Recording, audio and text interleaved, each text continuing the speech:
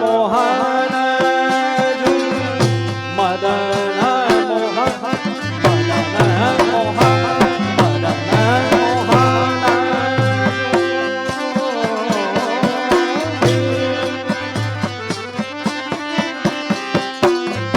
हरी है तू प्यारी हरी है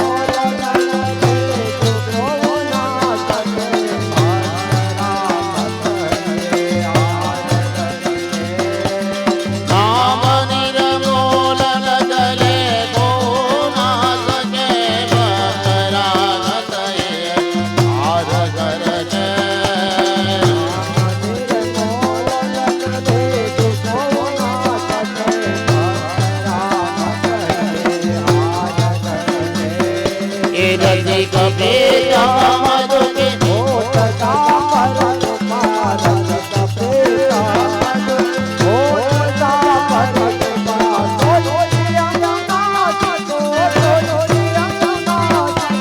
रूप परके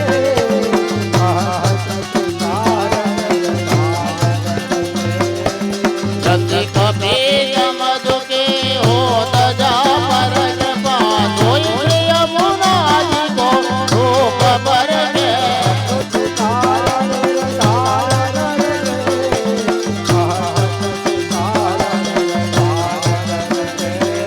ये कहत सुधिकार निर्धार करके कहत सुधिकार निर्धार हर चितकारो आराधना इनको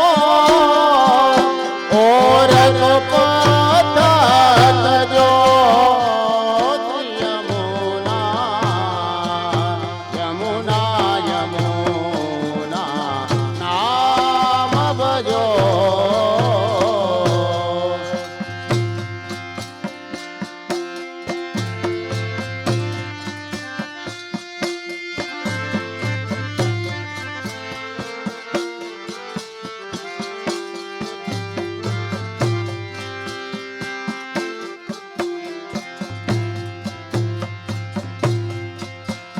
देह सकाल पदारथ तुमको इनके नाम रजो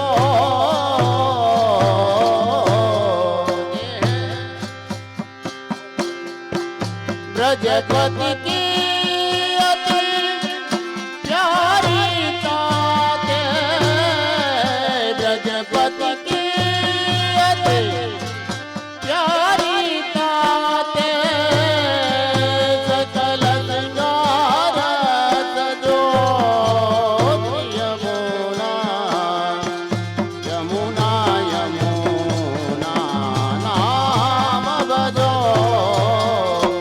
ब्रजपति की अति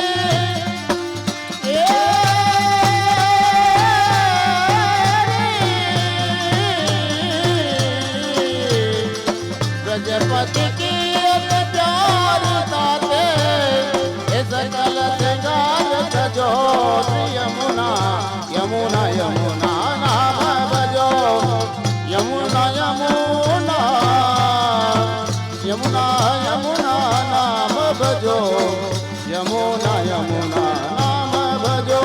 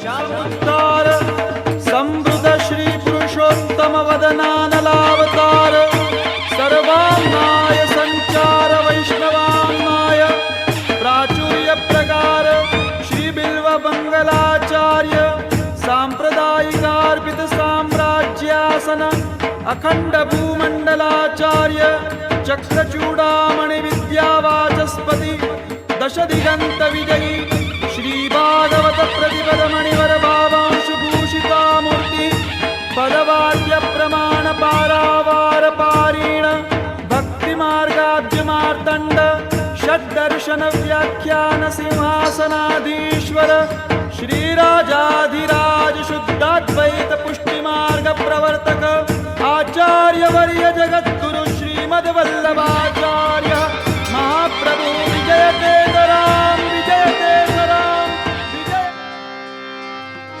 चलत टेढ़ी होई लेता पिया कोई कीना बिना रहत एक छिया हसी कपिता मधुकी होत जा पर कृपा सोई यमुना जी को सोई यमुना जी को धूप पर खेले और देखो यमुना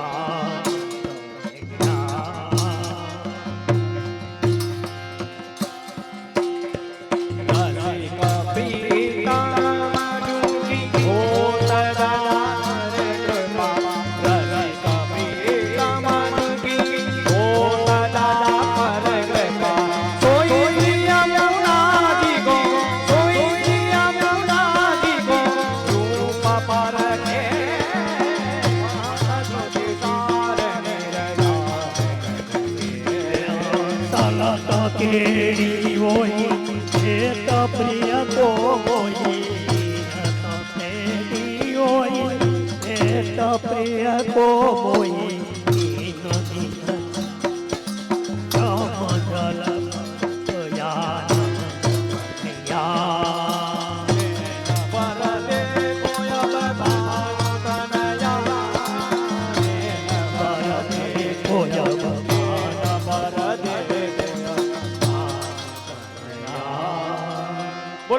राम जल प्यारे की जय श्री वल्लभाधीश की जय गिरिराज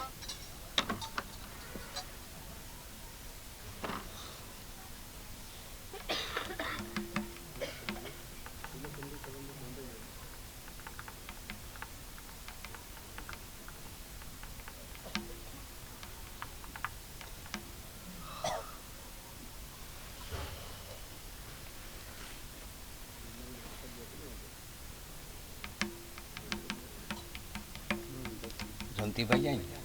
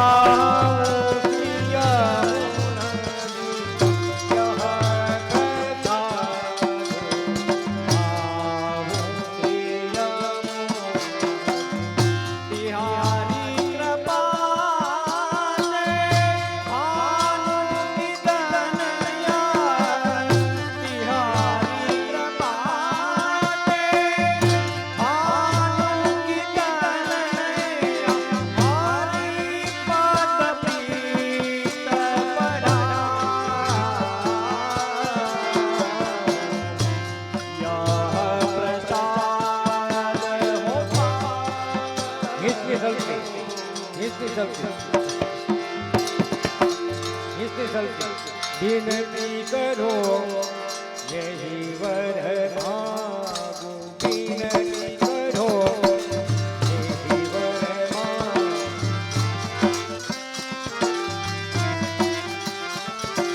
विनती करो यही वर मांगू अधमन संग विचरा विनती करो यही वर मांगू आप विनती करो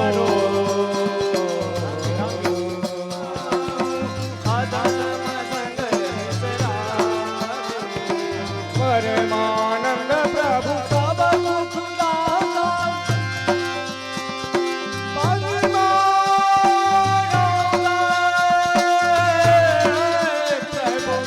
परमानंद प्रभु सब कुछ दाता मदन गोपाल लटाऊं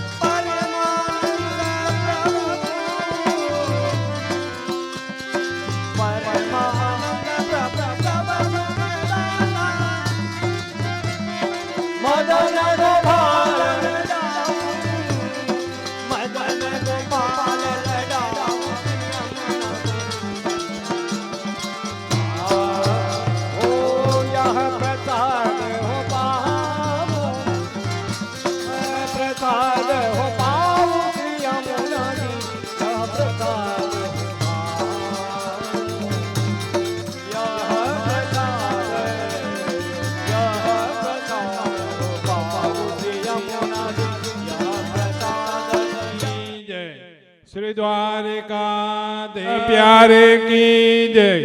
बोल श्री वज्जीवन लाल प्यारे की जय। बोल श्री वज्जीवन लाल प्यारे की जय। અમારા દાદીમા શ્રી શાંતાબેન ધનજીભાઈ જોગાણીના સર્વે વૈષ્ણવોને જય શ્રી કૃષ્ણ। અમારા દાદીમા શાંતાબેન ધનજીભાઈ જોગાણીના સર્વે વૈષ્ણવોને જય શ્રી કૃષ્ણ। અમારા દાદીમા શાંતાબેન ધનજીભાઈ જોગાણીના સર્વે વૈષ્ણવોને જય શ્રી કૃષ્ણ। बोल श्री वज्जीवन लाल प्यारे की जय। बोल श्री वज्जीवन लाल प्यारे की जय। बोल श्री वज्जीवन लाल प्यारे की जय। અમારા પિતાશ્રી શ્રી વિનુભાઈ ધનજીભાઈ જોગાણીના સર્વે વૈષ્ણવને જય શ્રી કૃષ્ણ। અમારા પિતાશ્રી વિનુભાઈ ધનજીભાઈ જોગાણીના સર્વે વૈષ્ણવને જય શ્રી કૃષ્ણ। અમારા પિતાશ્રી શ્રી વિનુભાઈ ધનજીભાઈ જોગાણીના સર્વે વૈષ્ણવને જય શ્રી કૃષ્ણ। बोल श्री वज्जीवन लाल प्यारे की जय। बोल श्री वज्जीवन लाल प्यारे की जय। बोल श्री वज्जीवन लाल प्यारे की जय। श्याम सुंदर श्री अमने महारानी की जय। श्री वल्लभाधीश की जय। प्रागट्य पीठाधीश्वर श्री वल्लभ कुलभूषण सोमयागी दीक्षित पूज्यपाद गोस्वामी 108 श्री દ્વારકેશલાલજી મહારાજની આજ્ઞાથી આજે આપણે લોટી ઉત્સવ મનોરથ મનાવી રહ્યા છીએ। એ નિમિત્તે આજના આ સમગ્ર વૈષ્ણવ પરિવારને આપણા સમગ્ર સૃષ્ટિનું પાલનહાર જે આપણને અહીંયા સુધી આપણને બ્રહ્મ સંબંધ આપીએ અને જે રસ્તા ઉપર આપણને લાવ્યા છે એ અંગે આપણને વચનામત દ્વારા જે કાંઈ એમની વાણીથી આપણને લાભ મળે તે આપણે મેળવીએ। તો દ્વારકેશલાલજી મહોદયને હું વિનંતી કરીશ। જગત પુરુષો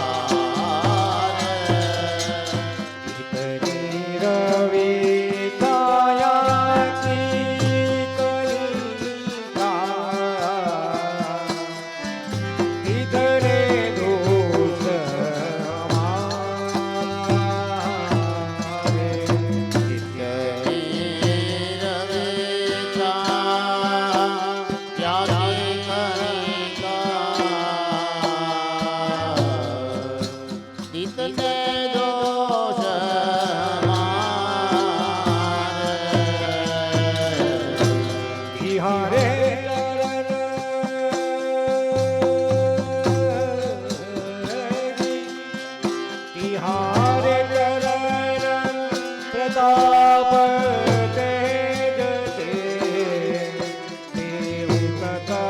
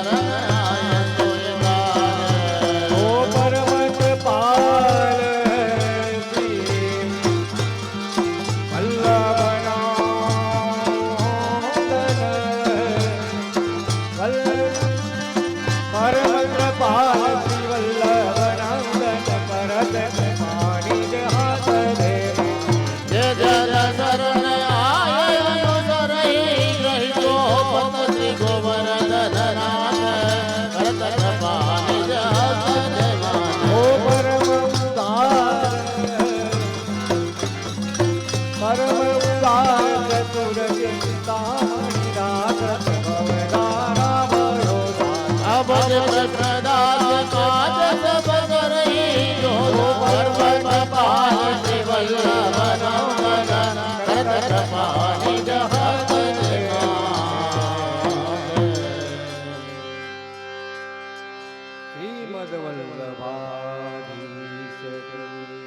મંગલમ શ્રી દ્વારકાધીશ શ્રીલાલ પ્રભુ મંગલમ મંગલમ વલ્લભાધીશો મંગલમ વિઠ્ઠલેશ્વર મંગલમ હરિદાસસ્તુ મંગલમ શ્રી કૃષ્ણ પ્રિયા મંગલમ વ્રજભૂમિશ્ચ મંગલમ પુષ્ટિમંગલમ બોલીએ શ્રી દ્વારિકાધીશ કી જય શ્રી શ્રીલાલજી પ્યારે કી જય શ્યામ સુંદર શ્રી યમુને મહારાણી જી કી જય શ્રી વલ્લભાધીશ કી જય અલૌકિક મનોરથના મનોરથી સમગ્ર જોગાણી પરિવાર, કીર્તનકાર વૃંદ, મનોરથી પરિવારના મહેમાનો, સ્વજનો અને શ્રી યમુનાજીનું પાન અને ભગવદ્ ગુણગાન શ્રવણ કરવા આવેલા આપ સૌ શ્રી વલ્લભના લાડીલા વૈષ્ણવ, જોગાણી પરિવારે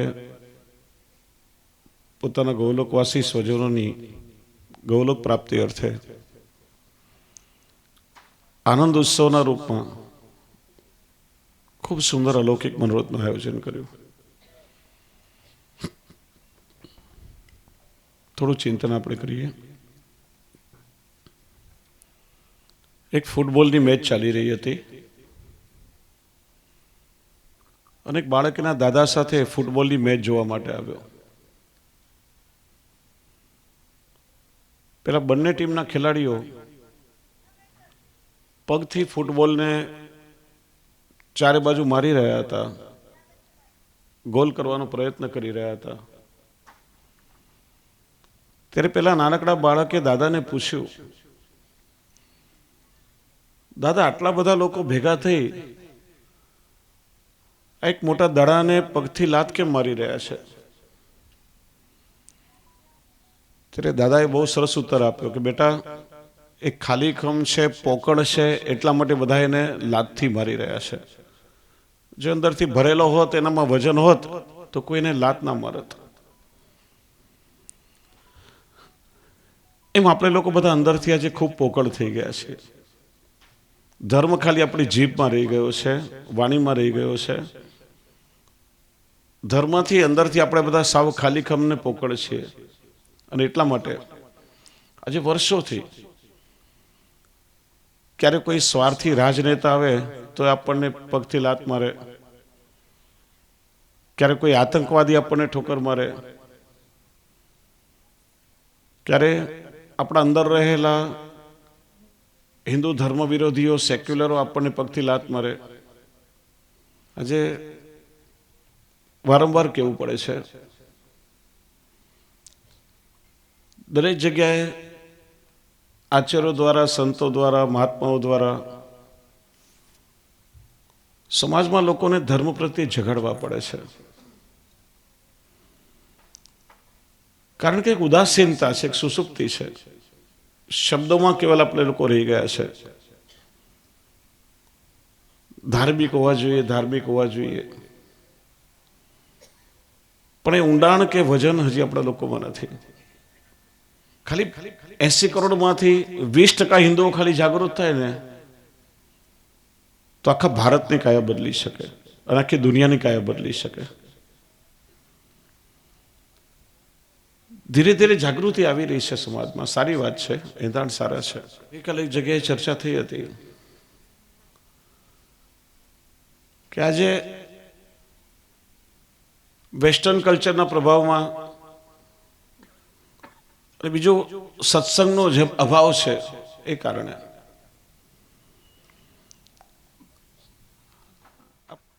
સાસુ છે, કદાચ કંઈ કહ્યું તો શું થઈ ગયું? સામે ના બોલાય. પતિ છે, કદાચ ક્રોધને કારણે કંઈ બોલાઈ ગયું, શું થયું? એકબીજા એડજસ્ટમેન્ટ કરી લેતા આદરના કારણે. અત્યારે નથી આદર રહ્યો કે નથી પ્રેમ રહ્યો. હું ઘણીવાર મારી કથાઓમાં કહું છું, પ્રેમ પ્રભુએ આપણને આપેલી અમૂલ્ય બક્ષિસ છે. અંગ્રેજીમાં કહેવાય love is God and God is love. પ્રેમ એ પરમાત્માનું અવર સ્વરૂપ છે. ભગવાન શ્રી કૃષ્ણ આપણા જે આરાધ્ય છે એ પ્રેમ અને માધુર્યના સાક્ષાત પ્રગટ અવતાર છે. આ જગતમાં આ તાજમહલ એ કેવલ પ્રેમનો સંદેશો નથી જે આપણા લોકોના મગજમાં ઘુસાડવામાં આવ્યું છે. પ્રેમનું સ્વરૂપ જોવું હોય તો તમે વ્રજમાં જાઓ. ત્યાગ જોવો હોય તો તમે સીતાજીનો ત્યાગ જુઓ. આદર્શો આપણા ગ્રંથોમાં છે બધા. ભગવાન શ્રી કૃષ્ણે આખા જગતને પ્રેમનો સંદેશો આપ્યો છે. વ્રજની ગોપીઓ પાસે શું હતું? કોઈ સાધનો એમણે નથી કર્યા. નિશાળમાં પાઠશાળામાં ભણવા નથી ગઈ. અજ્ઞાની ગોપીઓ હતી, અબોધ હતી. યજ્ઞ, યમ, નિયમ, તપ, વ્રતો કોઈ સાધન એમણે નથી કર્યા. સૌથી મોટું સાધન એમની પાસે હતું પ્રેમ લક્ષણા ભક્તિ. અને પ્રેમથી એમણે પરમાત્માને પોતાના બનાવ્યા હતા. પ્રેમથી કૃષ્ણને આત્મસાત કર્યા હતા. પ્રભુ પણ જેને જેને મળ્યા છે, ઇતિહાસ કહે છે, આપણા શાસ્ત્રો કહે છે, પુરાણો કહે છે કે જેને ભગવાન મળ્યા છે કોઈ સાધનથી નથી મળ્યા, પણ પ્રેમથી પોતાના કૃપા બળે ઠાકોરજી મળ્યા છે. પ્રભુએ જો પ્રેમથી પામી શકાય તો લૌકિકમાં જે પરસ્પર આપણા સંબંધો છે એને આપણે પ્રેમથી ના જાળવી શકીએ. હું ઘણીવાર ઉદાહરણ આપું છું. એક વૈષ્ણવનો સંસ્કારી પરિવાર, સત્સંગી પરિવાર, સવાર સાંજ ઘરમાં ઠાકોરજીની સેવા થાય, રાત રાખો પરિવાર સાથે સત્સંગ કરવા બેસે. દીકરાના લગ્ન થયા, 17-18 વર્ષની નાની પુત્રવધુ પરણીને ઘરમાં આવી. વહુ આવી એટલે સાસુએ એને 5-7 હજાર રૂપિયાનો એક હીરો ચૂંક નાકમાં પહેરવા માટે ભેટમાં આપ્યું. વહુએ હીરો પહેરી લીધો, પણ બન્યું એવું કે 2-3 દિવસ પછી બહાલ સહેજ લાપરવાહીના કારણે પેલો હીરો વહુનાથી ક્યાંક ખોવાઈ ગયો. એને મનમાં ભય લાગ્યો. બહુ શોધે પણ પેલો હીરો જડે નહીં. ભય લાગ્યો કે આવતા વેત આટલું મોટું નુકસાન થયું. ઘરમાં જો કોઈને હું કહીશ, ઘરમાં કોઈને ખબર પડશે તો કજિયા કંકાસ થશે, આખું વાતાવરણ ડોળાશે. કોઈને કહ્યું નહીં, ચૂપચાપ ખૂણે ખાંચરે પેલા હીરાને શોધવાનો પ્રયત્ન કરે. સાસુ બહુ ચાલાક હતી, એની અનુભવી દ્રષ્ટિએ સમજી લીધું કે શું થયું છે, કંઈ બોલી નહીં. બીજે દિવસે એવો બીજો હીરો બજારમાંથી મંગાવ્યો અને રાત્રે બધા સત્સંગ કરીને ઊભા થયા ત્યારે વહુના હાથમાં હીરો મૂકતા કે વહુ બેટા હીરો નાકમાં પહેરી લો, ખાલી નાક સારું ના લાગે. પેલી બહુ ધ્રુસકે ધ્રુસકે અડવા માંડી.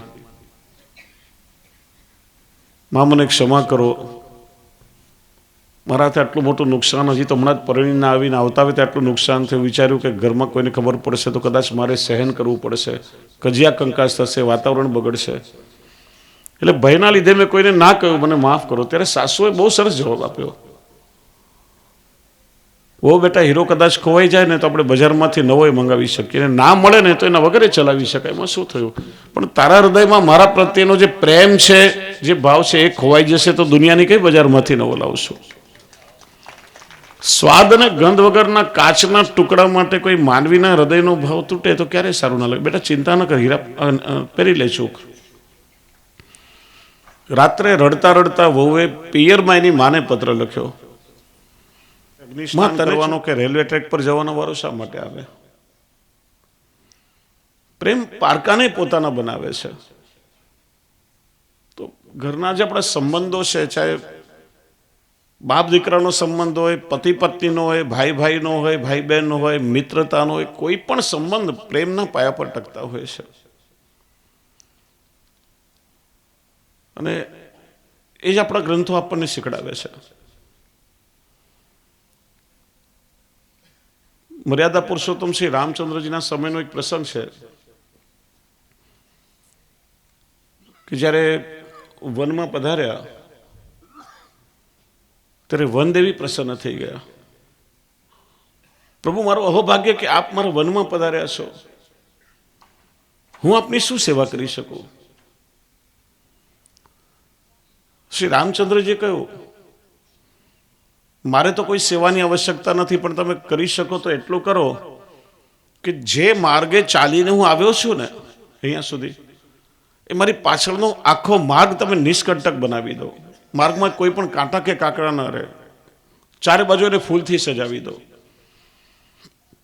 પછી પ્રભુ, એ માર્ગેથી તો આપ અહીંયા આવી ચૂક્યા છો અને એ તરફ પાછા જવાના નથી, તો પછી એ માર્ગને આપ નિષ્કંટક બનાવવાનું અને ફૂલ પાથરવાનું શા માટે કહો છો? ત્યારે ભગવાને કહ્યું, હું તો અહીંયા આવી ગયો છું, પણ મારી પાછળ એક પાગલ વ્યક્તિ ચાલતા ચાલતા મને શોધતા ચોક્કસ અહીંયા આવશે, અને એ છે મારો નાનો ભાઈ ભરત. અને એના પગમાં કોઈ કષ્ટ ન થાય, એને કોઈ તકલીફ ના પડે, એ માટે તમે માર્ગને સજાવી દો. આ પ્રેમ, આ ભાવના આપણા ગ્રંથોએ શીખડાવી છે આપણને. આજે એવું શું થઈ રહ્યું છે કે 25-26 વર્ષ સુધી જે મા બાપે પેટ પર પાટા બાંધીને બાળકોને ભણાવ્યા હોય, એમની દરેક ઈચ્છાઓ પૂરી કરી હોય, પોતે કદાચ નવા કપડાં નહીં પહેર્યા હોય અને દીકરાઓને પહેરાવ્યા હશે, એક ટંક ઓછું જમીને પોતાના બાળકોને જમાડ્યું હશે, વ્યાજ પર કરજો લઈને દીકરાઓને ભણાવ્યા હશે, અને જેવા લગ્ન થયા, વહુ ઘરમાં આવીને 2-3 વર્ષમાં મા બાપને ઘરમાંથી જાકારો મળે છે, વૃદ્ધાશ્રમમાં એમને જવું પડે છે. એ સમાજની સ્થિતિ આજે છે. વાસ્તવમાં જો તો વૃદ્ધાશ્રમ એ આપણા સમાજનું સૌથી મોટું કલંક છે. રાજકોટમાં અત્યારે કથા ચાલી રહી છે બાપુની વૃદ્ધાશ્રમના નિર્માણ માટે, કેમ કે વ્યવસ્થાની આજે જરૂર પડી છે સમાજમાં. આ વ્યવસ્થા કોના માટે હતી? કે જેનો કોઈ બાળકો નથી, સંતાન નથી, જેનો કોઈ આધાર નથી, ઘડપણનો જેનો કોઈ સહારો નથી, એના માટેની વ્યવસ્થા. તેને 2-5% વૃદ્ધો વડીલો એવા પણ હોય કે જે પોતાના સ્વભાવના કારણે ઘરમાં સેટ ના થઈ શકતા હોય, એમના માટેની વ્યવસ્થા હતી. જ્યારે આજે એવરેજ ઘેર ઘેરની દશા થઈ રહી છે. મુસલમાન કે ક્રિશ્ચન કે અન્ય ધર્મોમાં તમે એક પણ વૃદ્ધાશ્રમ ક્યારે પણ નહીં જુઓ, ક્યાંય તમને નહીં મળે. આ વ્યવસ્થા છે જ નહીં ત્યાં. 4-4 લગ્ન કર્યા હોય, 10-10, 12-12 બાળકો ઘરમાં હોય, છતાં એક નાના ઘરમાં એ લોકો પ્રેમથી સમથી હળીમળીને રહેતા હોય છે. ભારતમાં યુપી, બિહાર કે મધ્યપ્રદેશ કે છત્તીસગઢ કે દક્ષિણમાં પણ તમને વૃદ્ધાશ્રમ ભાગ્ય ક્યાંક જોવા મળશે કે વ્યવસ્થા માટે. સૌથી વધારેમાં વધારે સંખ્યા આપણા દેશમાં ગુજરાતમાં વૃદ્ધાશ્રમની છે. કારણ કે સંસ્કાર હવે મળી નથી રહ્યા ઘરમાં. દીકરીઓ જ્યારે એના માટે આપણે સારું ઘર શોધતા હોઈએ, અમારા ત્યાં વૈષ્ણવ સાથે એવું થયેલું છે, મને ખબર છે. સુરતમાં રહે છે, ગરડા છે, ઉંમરલાયક વડીલ છે, પતિ પત્ની, દીકરાના લગ્ન કરવાના છે. તો જે દીકરી જોવા માટે અરે ઘરડા સાસુ સસરા ઘરમાં છે, આ ઘરમાં દીકરી ના દેવાય. એ કારણે બિચારા એકલા વડીલોએ દેશમાં રહેવું પડે છે. ઉલટો તો હંમેશા કહું કે જે ઘરમાં દાદા ને દાદી હોય ને, એ ઘરમાં બાળકો ક્યારે મોટા થાય, સંસ્કાર મળે ખબર ના પડે. પણ દાદા ને દાદી ના હોય ઘરમાં, બાળકો માંદા ને માંદી હોય હંમેશા. આજે વડીલોના અનુભવની, એ સંસ્કારની આપણને સમાજમાં જરૂર છે. આ નથી એનું પરિણામ છે. આજે મહાભારત થવાનું કારણ શું? દ્રુપદ રાજા વારે ઘડીએ દ્રૌપદીના કાન ભરે અહંકાર આવી ગયો, ના બોલવાના શબ્દો બોલાયા, ત્યારે મહાભારત થયું. અને ભીષ્મ પિતામહે બોલવું જોઈતું હતું ત્યારે ના બોલ્યા, મૌન રહ્યા, એ કારણે મહાભારત થયું છે. દીકરીને પરણાવ્યા પછી મા બાપે દીકરીના સાસરામાં ક્યારે પણ વધારે માથાકૂટ ના કરવી, વારે ઘડે દીકરીના કાન ના ભરવા. તો દીકરીઓ હંમેશા સુખી રહે, સાસરામાં શાંતિથી રહી શકે. વડીલો પેલા સંસ્કાર આપતા, બેટા રાજી ખુશીથી પ્રેમથી આવો, તારું જ ઘર છે, 24 કલાક દરવાજા ખુલ્લા છે. ક્યારેક કજિયા કંકાસ કરીને ઘરમાં ના હોતી, અમારા ઘરમાં તારા માટે જગ્યા નહીં મળે. નાની મોટી સમસ્યાઓ ઘરમાં આવે, પોતાની મેળેનું સમાધાન શોધી લે. જીવન જીવવાની એક કલા છે, દરેકના જીવનમાં આવે. વારે ઘડીએ તારે એમને ફરિયાદ નહીં કરવાની. આજે મા બાપ સાંભળતા હોય ને, મા બાપ શું શીખડાવે? કોઈનું સાંભળવાનું, અહીંયા જરાય કોઈ કટકટ કરે ને આવી જવાનું બેટા અહીંયા. આ સંસ્કાર આજે મળી રહ્યા છે, એટલે આપણા ઘરો ભાંગી રહ્યા છે. સાસુ સસરા ઘરમાં હોય, વડીલ માંદા હોય, એને એક ગ્લાસ પાણીનો આપવામાં તકલીફ પડે, પણ ઘરમાં પપ્પા મમ્મીને જરાક માથું દુખે, દીકરીઓ દોડતી પિયરમાં આવે. કેમ? એ આપણા મા બાપ નથી? આજે બાળકોને સંસ્કાર મળવા જોઈએ. પોતાનો જમાઈ આવે અને ના મળે, જો તો મારી દીકરીનું કેટલું ધ્યાન રાખે છે, કેટલો પ્રેમ કરે છે. કેટલો મોટો ભેદભાવ છે આજે સમાજમાં. આપણી દીકરીઓથી ગમે તેવી ભૂલ થાય, હા કાંઈ વાંધો નહીં બેટા, ચાલશે, આવું તો થયા કરે. અને વહુથી એક જરાક નાની ભૂલ થાય તો આપણે ટોકવામાં ચૂકતા નથી. આ ભેદભાવ આજે કાઢી નાખવો જોઈએ. આપણી દીકરી પરણીને સાસરે ચાલી જશે. આજે 20-25 વર્ષ સુધી રાજકુમારીની જેમ મોટી થઈ, એ પરિવારમાં મા બાપે કેટલો એને લાડ કર્યો છે. એક જ દિવસમાં પોતાના ઘરને પારકું બનાવી અને આપણા ભરોસે સર્વસ્વ છોડીને આવી છે. આપણી એ દીકરી છે કાયમ માટે, એનાથી આપણો વંશ ચાલશે. એને દીકરીની જેમ વાલ કરો. આ પ્રેમ આજે આ વ્યવસ્થા સમાજમાં જરૂરી છે. આ સત્સંગના અભાવના કારણે પ્રેમ, સંસ્કાર, આદર બધું ઘટી રહ્યું છે વૈષ્ણવ. એટલે વારંવાર હું કહું છું કે વૈષ્ણવ થતા પહેલા આપણે એક સારા માણસ બનવું બહુ જરૂરી છે. માનવતા આવશે ત્યાર પછી આપણામાં વૈષ્ણવતા આવશે. માનવતા નહીં હોય તો ક્યારે પણ જીવનમાં વૈષ્ણવતા નહીં આવે. અને કોઈ પશુને ક્યારે કહેવું પડતું નથી કે તું પશુ થા. કૂતરાને ના કહેવું પડે કૂતરો થા, હોય જ, સ્વભાવથી હોય. બિલાડી ના કહેવું પડે તો બિલાડી થા, એ હોય જ. પણ માણસને વારે ઘડીએ કહેવું પડે કે તું માણસ થા. એટલે એ માણસાઈ, માનવતા આપણામાં આવે ત્યારે આપણે એક સારા વૈષ્ણવ થઈ શકીએ. દરેક ધર્મ આપણને આ શીખડાવે છે. શ્રી મહાપ્રભુજીએ કેટલો મોટો પ્રેમનો એ સંદેશ આપણને આપ્યો છે. કોઈ પણ જાતના નાત જાતના ભેદભાવ વગર જીવ માત્રને પ્રભુની ભક્તિનો અધિકાર છે. દરેક વર્ણના લોકોનો શ્રી મહાપ્રભુજીએ સ્વીકાર કર્યો છે. બ્રહ્મ સંબંધ આપી ઠાકોરજીની સેવા પધરાવી દરેકને ભક્તિનો અધિકાર આપ્યો છે. શ્રી ગુસાઈજીનો પ્રસંગ તમે જુઓ. શ્રીનાથજીની સોનાની ઝારી સાથે હતી. અપરસમાં પધરાવીને જઈ રહ્યા હતા. ભીલ જાતિની પેલી એક મ્લેચ્છ કંજરી તરસથી વ્યાકુલ થઈ રહી હતી. ગામના લોકોએ ઉપેક્ષા કરી હતી. કોઈને પાણી પાવા ના જાય, પાણી ના મળે તો એના પ્રાણ નીકળી જાય એવી સ્થિતિ હતી. ત્યારે શ્રી ગુસાઈજીએ જોયું, પેલા ખવાસ પાસેથી શ્રીનાથજીની ઝારી લઈ અને એનાથી જલ આપવા લાગ્યા. પેલા એ કહ્યું કે શ્રીનાથજીની ઝારી છોવાઈ જશે તો કે એ નવી આવી જશે, પણ અત્યારે તો મને એનામાં શ્રીનાથજીના દર્શન થાય છે. અત્યારે એના પ્રાણ બચાવવા જરૂરી છે. ઠાકોરજી તમારી સેવા ક્યારે સ્વીકારશે? કે જ્યારે જીવ માત્રમાં તમે પ્રભુના દર્શન કરશો, જીવ માત્રમાં તમે એના અંશને જોશો. અને એ જ વૈષ્ણવતા, એ માનવતાનો પાયો આપણા ધર્મગ્રંથો આપણને શીખડાવે છે. વૈષ્ણવના ભગવદીના લક્ષણ શિક્ષાપત્રમાં શ્રી હરિરાયજીએ બતાવ્યા છે. જેને પ્રભુની સેવામાં નિષ્ઠા છે, જેને પોતાના આચાર્ય, પોતાના ગુરુના ચરણોમાં, એના વચનમાં વિશ્વાસ છે, ગુરુમાં નિષ્ઠા છે, જે સ્વધર્મ પરાયણ છે, સર્વભૂત હિતેરતા, જે જીવ માત્રનું કલ્યાણ વિચારે છે, એ સાચો વૈષ્ણવ છે. જેની અંદર વૈશ્વિક કલ્યાણની સદભાવના છે, એ વૈષ્ણવ છે. મનુષ્ય હોય કે પશુ પક્ષી હોય કે જીવ માત્ર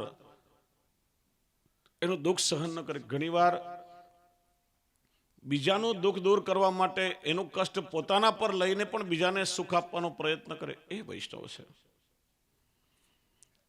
શ્રી મહાપ્રભુજીના સેવક દેવા કપૂર ક્ષત્રિય 84 વૈષ્ણવમાં વાર્તા આવે છે. જલગરાની સેવા કરે. અને એ સમયે કોઈ ડંકી, બોરિંગ, પાઇપલાઇન, કોઈ સાધનો નહીં હતા. શ્રી મહાપ્રભુજી અડેલ બિરાજે ત્યારે ત્રિવેણી સંગમમાંથી પ્રયાગ યમુનાજીમાંથી મોટી મોટી જલની ગાગરો ભરી ભરીને જલની સેવા કરવી પડે. જળાશયમાંથી હાંડા આપણે જેને કહીએ 20 લીટર તો કમસે કમ હોય, 20-25 કિલોનો હોય, 2-3 હાંડા સાથે પધરાવે ખભા પર, અવિરત સેવા કરે ને એ સેવા કરતા ખભામાં ઘાવ થયો, એમાં ઘારું થયું. એકવાર જલ ભરવા માટે વાંકા વળ્યા તો ઘાવમાંથી એક કીડો નીકળીને પાણીમાં પડ્યો. તો બાજુમાં એક પાંદડું તરતો હતો, પેલા જીવને લઈને પાછો પોતાના ઘાવમાં મૂક્યો કે આ જીવનો ખોરાક મારું રુધિર એને માંસ નહીં મળશે તો બિચારો મરી જશે. 3 વાર વાંકા વળે, 3 વાર પેલો કીડો પડ્યો ને લઈને ઘાવમાં મૂક્યો. એક જીવનું દુઃખ પણ એમનાથી સહન ન થયું.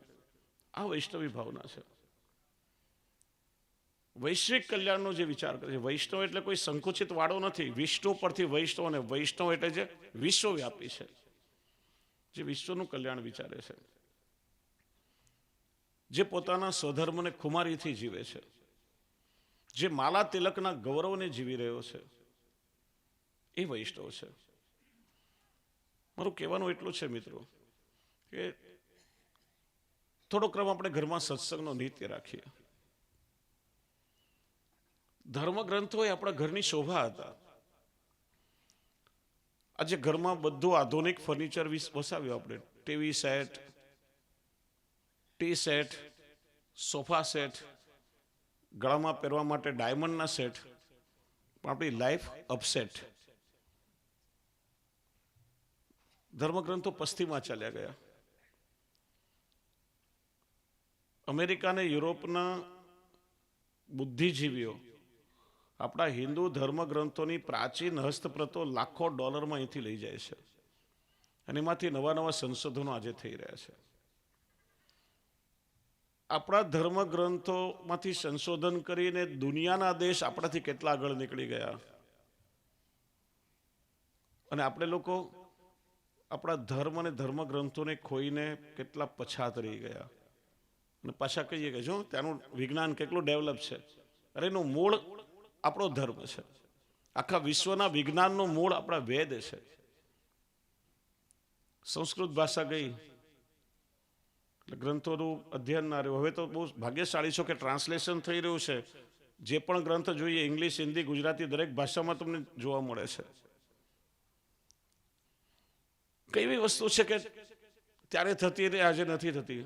આજે સુપરસોનિક, હાઇપરસોનિક જેટ વિમાન ઉડી રહ્યા છે, અત્યારે મંત્રથી પુષ્પક અને હંસ વિમાન ઉડી રહ્યા હતા. હમણાં શ્રીલંકામાં આર્કિયોલોજી ડિપાર્ટમેન્ટ વાળાને ખોદકામમાં રાવણ વિમાન મળ્યું છે. ગૂગલમાં સર્ચ કરજો, ખ્યાલ આવશે. આખા વિશ્વના વૈજ્ઞાનિકો સંશોધનમાં લાગ્યા છે કે કયા બળતણથી ઉડતું હશે, કયું એન્જિન હશે, એના કમ્પાર્ટમેન્ટ શું વ્યવસ્થા છે એની અંદર. હનુમાનજીની અને અંગદની ગદા પણ ખોદકામમાંથી મળી છે. 2 ક્રેન એને ઉપાડીને લઈ આવી. પ્રાચીન વસ્તુ મળી રહી છે અત્યારે. અને આ પહેલાની પેલી સરકાર, કોંગ્રેસ સરકાર કે રામચંદ્રજી હતા જ નહીં, આ બધી મિથ્યા વાતો છે, તો રામ સેતુ કઈ રીતે હોય? ભગવાનના અસ્તિત્વને લોકો નકારે છે.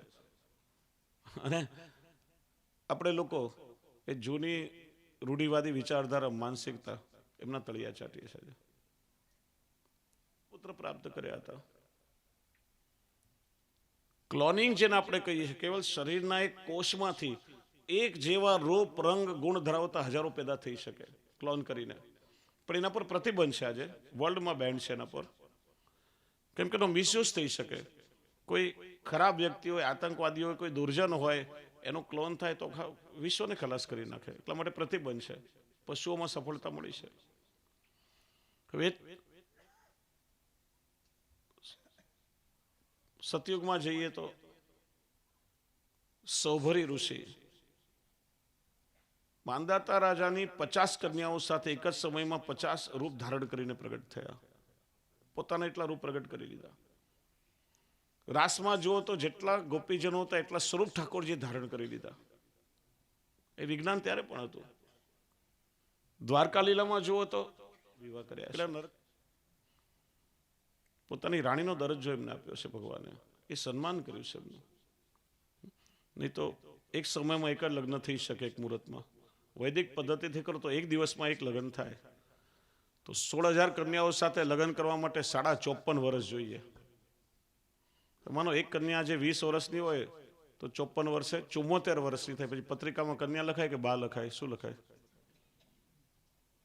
ગોમતી બાના લગ્ન કૃષ્ણ સાથે ને ગંગાબાના લગ્ન કૃષ્ણ સાથે.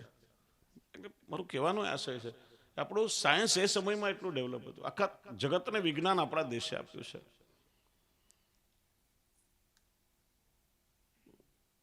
આપણને આજે મૂળનું જ્ઞાન નથી. ભાષાઓ ગઈ, ખાનપાન બદલાયું, પહેરવેશ બદલાયો, આચાર વિચારનું જ્ઞાન નથી. અર્જુનને જ્યારે કહેવામાં આવ્યું કે તારે શું જોઈએ છે, સૈન્ય જોઈએ છે કે કૃષ્ણ જોઈએ છે, ત્યારે 23 અક્ષૌહિણી સેના છોડીને અર્જુને કેવલ કૃષ્ણને પસંદ કર્યા છે. કૃષ્ણનો આશ્રય કર્યો અને એના પર બધો નિર્ણય છોડ્યો. દરેક અર્જુન એક જ નિર્ણય લીધો છે જીવનમાં કે કૃષ્ણને સ્વીકાર્યા, બાકી બધા જ નિર્ણય કૃષ્ણએ લીધા છે અને ત્યારે એને વિજય પ્રાપ્ત થયો છે. ડગલે ને પગલે પ્રભુનું માર્ગદર્શન મળ્યું છે. એમ આપણે પણ જીવન, એનું કારણ કૃષ્ણ એટલે સાક્ષાત ધર્મ, અને યતો ધર્મ તતો જય. જ્યાં ધર્મ હોય ત્યાં હંમેશા જય થાય. ભગવાને પોતે કહ્યું ગીતામાં, ધર્મ એવ હતો હંતિ ધર્મો રક્ષતિ રક્ષિત. જાત જાતનો ઉપદ્રવ થઈ રહ્યા છે, માંદગીથી શરીર હેરાન થઈ રહ્યું છે, કોઈ આર્થિક ભીસ અનુભવી રહ્યું છે, કોઈ સામાજિક રીતે હેરાન થઈ રહ્યું છે. અનેક પ્રકારે લોકો આજે હણાઈ રહ્યા છે કેમ કે ધર્મ નથી. જે ધર્મ હોય, ધર્મની રક્ષા કરે, ત્યારે ધર્મ દરેક પરિસ્થિતિમાં એની રક્ષા કરે છે. ભગવાનનું સ્વયં વચન છે. અને એટલા માટે ગૌરવથી આપણે આપણા સ્વધર્મનો આશ્રય કરીએ, ઘરમાં નિત્ય સત્સંગ કરીએ, આવનાર પેઢીને, આપણા બાળકોને એ ધર્મના સંસ્કાર આપીએ, એનો પાયો મજબૂત કરીએ. આપણા શાસ્ત્રો કે આપણે લોકો, આપણી વિચારધારા શું છે? ખૂબ કમાવું છે. બાળકોને કે બેટા ચિંતા ન કરતો, 7 પેઢી ખાય એટલું તારા માટે મૂકતો જાઉં છું. અરે આપણે મૂકીને જતા નથી, મૂકીને જવું પડે છે. કોઈ મૂકીને જતા નથી. આપણે કોઈ ઉપકાર નથી કરતા બાળકો પર. હજી સુધી કોઈ એવી વ્યવસ્થા થઈ નથી કે તમે સાથે લઈ જઈ શકો. મૂકીને જવું પડે છે. અને મજાની વાત તમને કહું કે જે રૂપિયા, પૈસા કે સાધનો કમાવા માટે આપણે લોકો પાપ પુણ્યનો વિચાર કરતા નથી. સાચો ખોટો ઓળે માર્ગે કોઈ પણ રીતે બસ ભેગું કરવું છે. પણ મજાની વાત એ છે કે જે સાધન કમાવા માટે તમે કર્મ કર્યા છે ને, એ સાધનો બધા મૂકીને જવા પડે છે, પણ એના માટે કરેલા કર્મો એ તમારી સાથે આવે છે ને જન્મ જન્માંતર ભોગવવા પડે છે. આટલી વાત સમજમાં આવે ને તો પણ લોકો સુધરી જાય. કોઈને મારીને, કોઈનું જૂટવીને, તમારા હક વગરનું, કોઈને કકડાવીને, પાપ પુણ્યનો વિચાર કર્યા વગર આપણે બધું ભેગું કરીએ છીએ, એ બધું મૂકીને જવું પડે છે. પણ એના માટે કરેલા કર્મો એ આપણી સાથે આવે છે અને એ ભોગવવા પડે છે.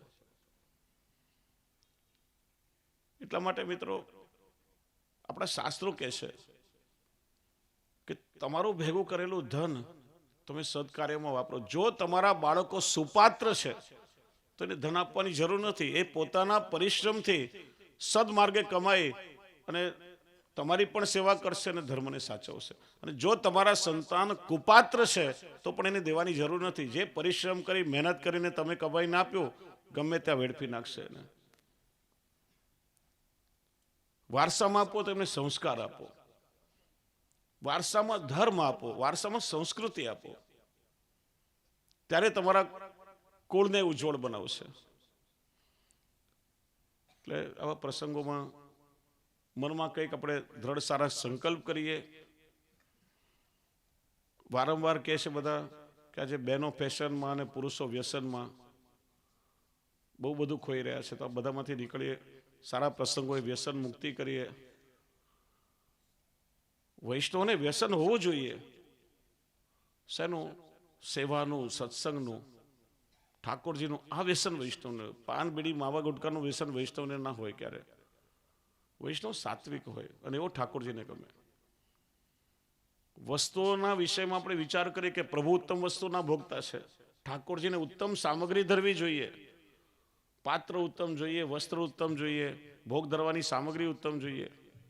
પ્રભુ માટે વિચાર, ક્યારે પોતાની જાત માટે વિચાર કર્યો છે કે મેં મારી જાતને મારા ઠાકોરજીના લાયક રાખી છે કે નહીં? હું મારે પ્રભુને લાયક છું કે નહીં? મારા શ્રી વલ્લભને કેવો વૈષ્ણવ ગમે, મારા ઠાકોરજીને કેવો વૈષ્ણવ ગમે, એવો હું વૈષ્ણવ બનવાનો પ્રયત્ન કરું. તો વધારે સમય નહીં લઉં. ઠાકોરજીને આપ સૌના પર ખૂબ કૃપા થાય, એ પ્રેમની ભાવના જાગે, એ ધર્મના સંસ્કારો આપને અને આપના વારસદારોને મળે, પ્રભુની અહેતુકી ભક્તિ પ્રાપ્ત થાય અને પ્રભુના ચરણારવિંદનો દ્રઢ આશ્રય આપને સિદ્ધ થાય. બસ એ જ હૃદયથી આશીર્વાદ આપી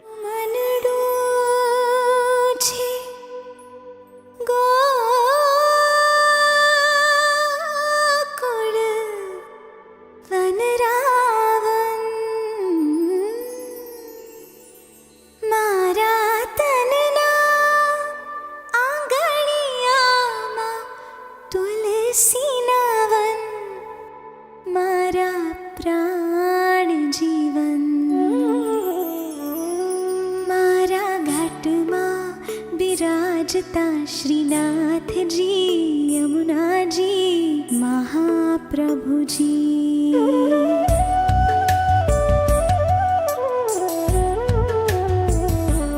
मारा घाटમાં બિરાજતા શ્રીનાથજી યમુનાજી મહાપ્રભુજી કે મારા ઘાટમાં બિરાજતા શ્રીનાથજી યમુનાજી મહાપ્રભુજી.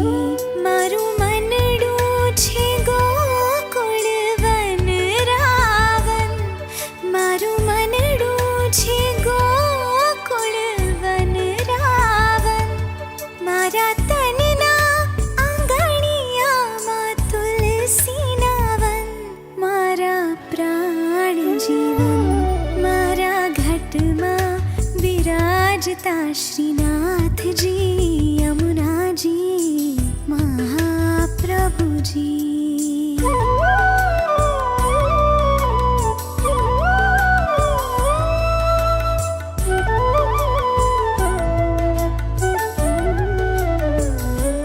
मारा आत्मना आंगणे श्री महाकृष्णजी, मारा आत्मना आंगणे श्री महाकृष्णजी, मारी आँखो दिसे गिरधारी रे धारी, मारी आँखो दिसे गिरधारी रे धारी, माરું તન મન થયું જેને વારી રે વારી, મારા શ્યામ મુરારી મારા ઘટમાં બિરાજતા શ્રીનાથજી યમુનાજી महाप्रभुजी.